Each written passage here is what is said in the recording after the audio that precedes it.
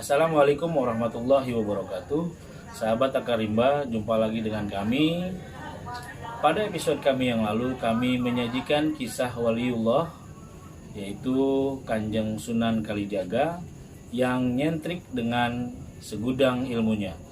Dan pada episode kami kali ini, kami mencoba mengangkat kisah waliullah yang lain yang kontroversi dengan ajarannya, yaitu Kanjeng Syekh Siti Jenar Manunggaling Kaula Gusti.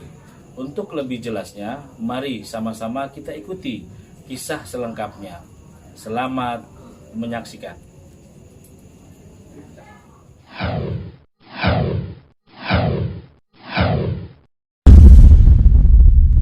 Assalamualaikum warahmatullahi wabarakatuh.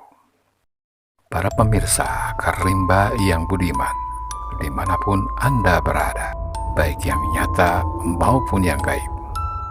Pada kesempatan kali ini, izinkan kami mengangkat kisah seorang waliullah yang serat akan misteri dalam kehidupannya dan kontroversial dalam pemikirannya. Dikisahkan, gelar kewaliannya pun dicabut oleh Dewan Wali Songo karena dianggap bertentangan dengan ajaran syariat. Walaupun pada akhirnya kebenaran pun terkuak bahwa ajarannya mengandung sanad yang bisa dipertanggungjawabkan kebenarannya, baik secara syar'i maupun sufi. Sepenggal kisah Syekh Siti Jenar atau Syekh Lemah Abang dan ajaran Manunggaling Kaula Gusti. Syekh Siti Jenar adalah nama seorang waliullah yang namanya melegenda di bumi Nusantara ini, terutama di masyarakat Jawa. Dialah salah satu waliullah yang kontroversial dan paling banyak diselimuti kabut misteri dan mitos. Syekh Siti Jenar bukan hanya kontroversi dalam berbagai pemikiran dan ajarannya, melainkan juga dalam bentangan sejarah hidupnya pun penuh dengan misteri dan kontroversi. Syekh Siti Jenar adalah intelektual yang sudah mendapatkan esensi Islam itu sendiri, hingga melahirkan ajaran Manunggaling Kaula Gusti. Sang wali ini namanya pun semakin harum, bahkan mampu menyaingi nama besar para wali Songo. Syekh Siti Jenar dengan ajarannya yang amat kontroversial itu membuat gelisah para pejabat kerajaan Demak Bintoro. Di sisi kekuasaan, kerajaan Demak khawatir akan ajaran yang berujung pada pemberontakan dan mengakibatkan konflik di antara keduanya. Peran ulama yang terorganisir dalam Wali Songo mengambil ruang paling besar dalam legitimasi agama. Kehadiran Siti Jenar dengan ajarannya yang jauh berbeda dari kebenaran yang digariskan Wali Songo menjadi ganjalan besar, baik untuk penyebarluasan Islam maupun pengaruh politik Wali Songo sendiri. Oleh sebab itu, ajaran yang disampaikan oleh Siti Jenar hanya dapat dibendung dengan kata sesat.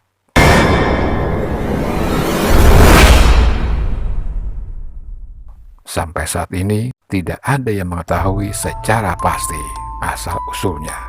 Di masyarakat terdapat banyak varian cerita mengenai asal-usul Syekh Siti Jenar. Beliau diperkirakan lahir pada tahun 1426 di Cirebon dan diperkirakan wafat sekitar tahun 1517. Syekh Siti Jenar memiliki beberapa nama panggilan, yaitu Syekh Siti Jenar yang mempunyai nama asli Abdul Jalil, Hasan Ali nama kecilnya, Lemah Abang, Siti Brit, Syekh Jabaranta, Syekh Siti Luhung, Prabu Satmata, Sunan Kajenar, Syekh Wali Lanang Sejati, Syekh Jati Mulia, dan yang terakhir Syekh Sunyata Jati Murti Susuhunan ing Lemah Abang.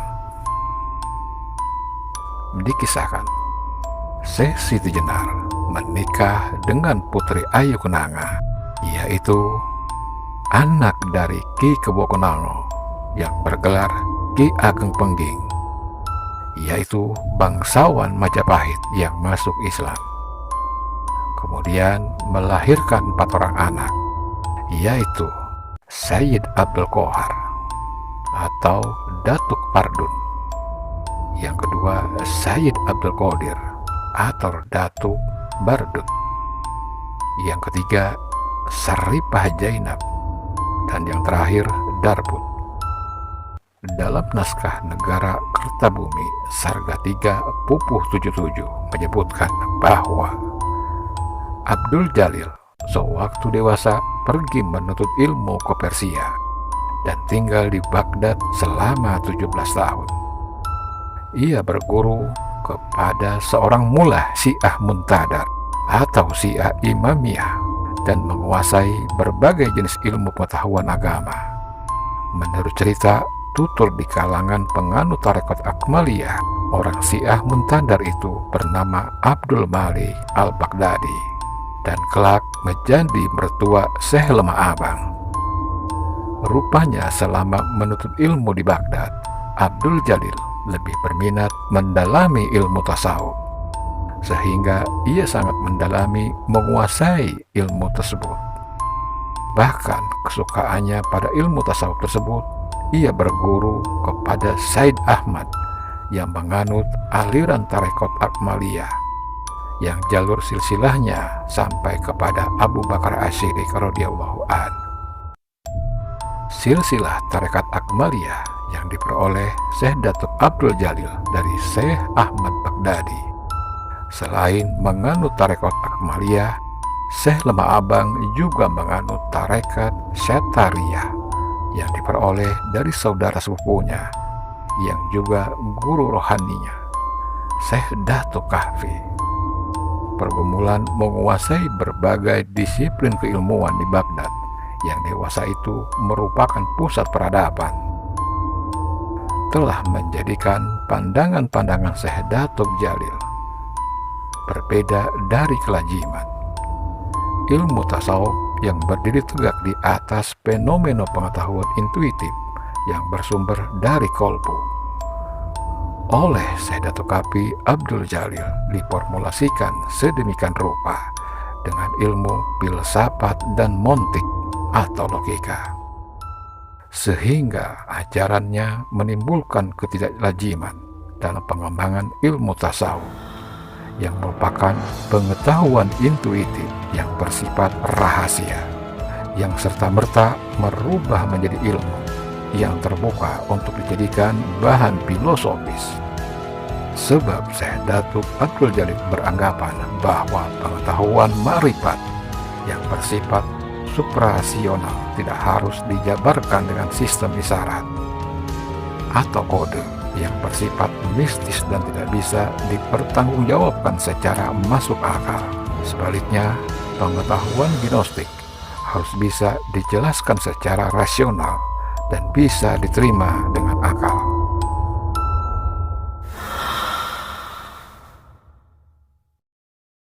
Hidup sejati menurut Syekh Siti Jenar. Menurutnya, hidup sejati hanya bisa diraih apabila manusia telah melepas nyawa dan menyatu dengan zat Allah secara sempurna. Oleh karena itu, hidup di dunia dianggapnya kematian, karena hidup di dunia tidak langgeng. Pada mulanya pendapat ini ditentang oleh para wali songo. Bahkan pendapat inilah yang menyebabkan Kanjeng Syekh Siti Jenar dicap sesat. Namun belakangan para wali songo menyadari akan kesalahannya dan menganggap ajaran Syekh Siti Jenar tidak salah. Hanya saja tidak boleh diajarkan secara sembarangan kepada semua orang. Inilah yang membedakan antara Syekh Siti Jenar dengan para wali songo yang lain. Syekh Siti Jenar mengajarkan hidup sejati dengan terang-terangan dan mengetahui tanpa basa-basi. Syekh Siti Jenar menjelaskan makna hidup secara terbuka dan siapapun boleh mengetahuinya. Dalam hal mengajarnya, Syekh Siti Jenar tidak perlu berputar-putar terlebih dahulu, tapi langsung masuk ke intinya. Beda dengan para wali songo yang memulainya dengan pemahaman yang paling bawah, lalu secara perlahan naik hingga akhirnya sampai pada intinya. Bahkan oleh Ranggawarsito, ajaran ma'rifat yang mulanya dirahasiakan oleh para wali songo ini dibuka secara umum dalam bentuk tulisan. Semua boleh mengamalkannya, namun tetap memperhatikan tata caranya. Dan pandangan Syekh Siti Jenar tentang hidup sejati tempatnya ada di dalam Uninong Ananong. Inilah kehidupan sejati yang diajarkan oleh Syekh Siti Jenar. Seseorang yang tidak bisa memposisikan diri dalam Uninong Ananong ini berarti manusia tersebut belum tahu akan hidup, sama dengan bangkai yang berjalan. Uninong Ananong ini adalah zat Allah, yakni aku. Dalam ajaran martabat 7, keadaan ini sama dengan martabat ahadiyah, yaitu tingkatan pertama, penampakan Tuhan. Dalam keadaan ini, Allah hanya bisa digambarkan sebagai zat semata dan tidak memiliki nama untuk menyebut dirinya. Karena itu, Syekh Siti Jenar berani mengatakan bahwa nama Allah ada karena zikir yang dilakukan oleh manusia. Seseorang yang hendak mencapai kehidupan yang sejati, manusia harus mengetahui hakikat dirinya. Para pengamal marifat memberi ungkapan, man aroba nafsahu faqad aroba robbahu, yang artinya barang siapa yang sudah mengetahui dirinya, maka dia sudah mengenal Tuhannya. Ungkapan tersebut mengandung pesan bahwa tidak mungkin seseorang akan dapat mengenal Tuhannya jika ia tidak mengenal hakikat dirinya. Seseorang memulainya dari bawah ke atas yang diistilahkan taragi atau mendaki, yang dimulai dari tingkat paling bawah dalam martabat 7, lalu naik hingga sampailah pada tingkat tertinggi. Awalnya, seseorang akan mengenal dirinya sebagai manusia secara jasmani, lalu mengenal dirinya sebagai bangunan jiwa dengan segala pernak-perniknya. Kemudian ia mengenal dirinya sebagai roh.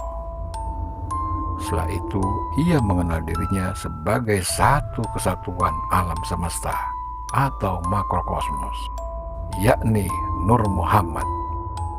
Hingga akhirnya ia mengenal diri sesungguhnya, dan selanjutnya ia melebur jasmani dan rohaninya dan lenyap dalam zat Allah yang nyata, sehingga hilanglah semua yang ia rasakan karena zat Allah yang satu. Itulah hakikat kehidupan, hidup sejati yang dicapai melalui pelenyapan diri, yang sekaligus penyatuan dalam zat Allah yang mulia ini. Inilah yang disebut manunggaling kaula Gusti, yang penuh misteri.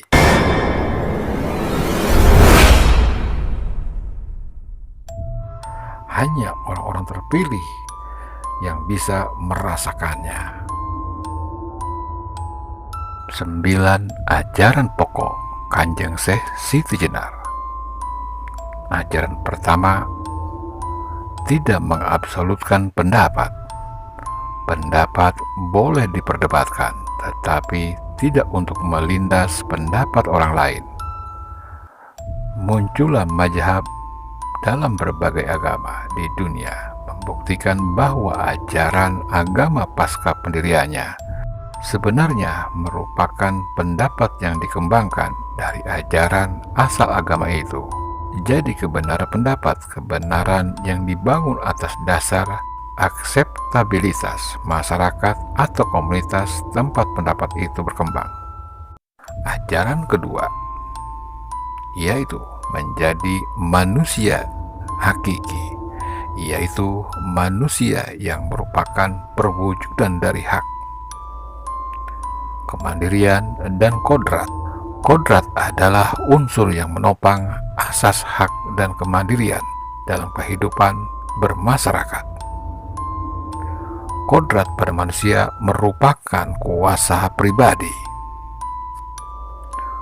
Kodrat tidak dapat dari luar diri, tidak berasal dari pelatihan dan pendidikan, tetapi kodrat berasal dari diri manusia sendiri. Kodrat harus diberikan ruang yang kondusif agar suatu bentuk kemampuan khusus yang dianugerahkan pada tiap orang bisa terwujud. Dalam hal ini, pelatihan meningkatkan kualitas kodrat yang dimiliki seseorang. Dalam psikologi, kodrat dapat dikatakan hampir sama dengan talenta. Bila seseorang tidak diberikan kesempatan untuk mengaktualisasikan dirinya, maka kodrat tidak akan berwujud. Padahal kodrat yang ada pada diri seseorang itulah yang bisa menjadi sarana untuk memperoleh keuntungan bagi dirinya. Ajaran ketiga, hubungan manusia dengan lainnya adalah kodrat dan irodat, bagaikan hubungan kerja satu tim.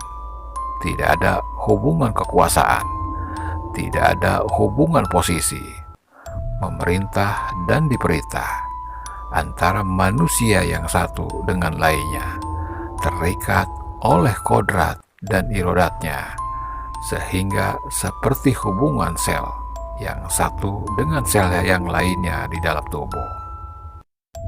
Ajaran keempat yang dinamakan makhluk hidup adalah kehidupan yang terperangkap dalam alam kematian.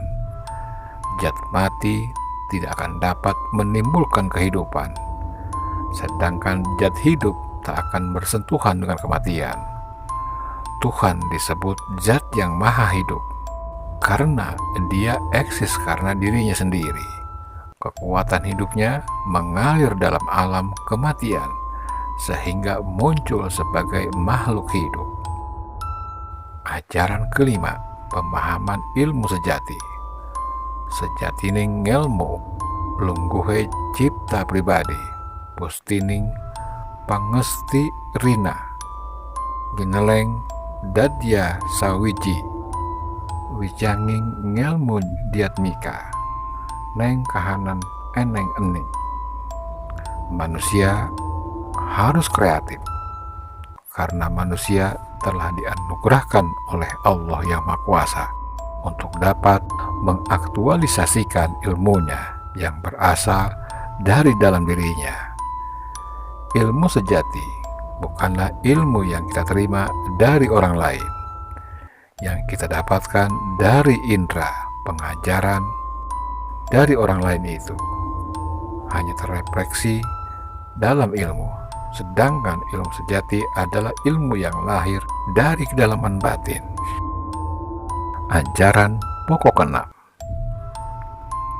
masyarakat yang dipenuhi dengan pemahaman dan opini yang salah sama halnya dengan masyarakat yang dipenuhi sampah. Masyarakat demikian pasti rawan terhadap serangan penyakit. Oleh karena itu, masyarakat harus dibebaskan dari berbagai kebohongan, diajar dan dididik memahami segala sesuatu seperti apa adanya. Agama harus diajarkan sebagai jalan hidup, bukan alat untuk meraih kekuasaan. Oleh karena itu, keimanan harus diajarkan dengan benar, bukan sekedar dijadikan kepercayaan. Iman harus diajarkan sebagai penghayatan, pengamalan, dan pengamalan kebenaran. Ayat-ayat suci dipahami berdasarkan kenyataan dan tidak didoktrinasikan serta diajarkan secara harfiah sesuai asal kitab suci tersebut. Agama harus diajarkan secara arif dan bisa dibumikan, tidak harus menggantung di langit. Agama harus bisa dipahami dan dipraktikkan oleh masyarakat penerimanya. Ajaran ketujuh, 500 tahun yang lalu, Kanjeng Syekh Siti Jenar telah menyatakan dengan tegas bahwa manusia telah memberikan nama pada Tuhan. Oleh karena itu, nama Tuhan bermacam-macam sesuai dengan bangsa dan bahasa yang menamainya. Dan perlu kita ketahui, sebenarnya Tuhan sendiri tidak perlu, karena nama Dia hanya satu adanya. Sesuatu diberi nama karena untuk membedakan dengan sesuatu lainnya. Nama diberikan agar tidak keliru tunjuk atau salah sebut. Ajaran ke-8, agama milik masyarakat, bukan masyarakat milik agama. Dan ajaran terakhir, yaitu ajaran ke-9, segala sesuatu di alam semesta adalah wajahnya. Inilah ajaran puncak Kanjeng Syekh Siti Jenar. Dunia adalah manifestasi wujud yang satu. Hakikat kebenaran bukanlah dualitas, sehingga kemampuan kita hadapkan diri kita, maka sesungguhnya kita senantiasa menghadap wajahnya. Semua menampakkan wajahnya.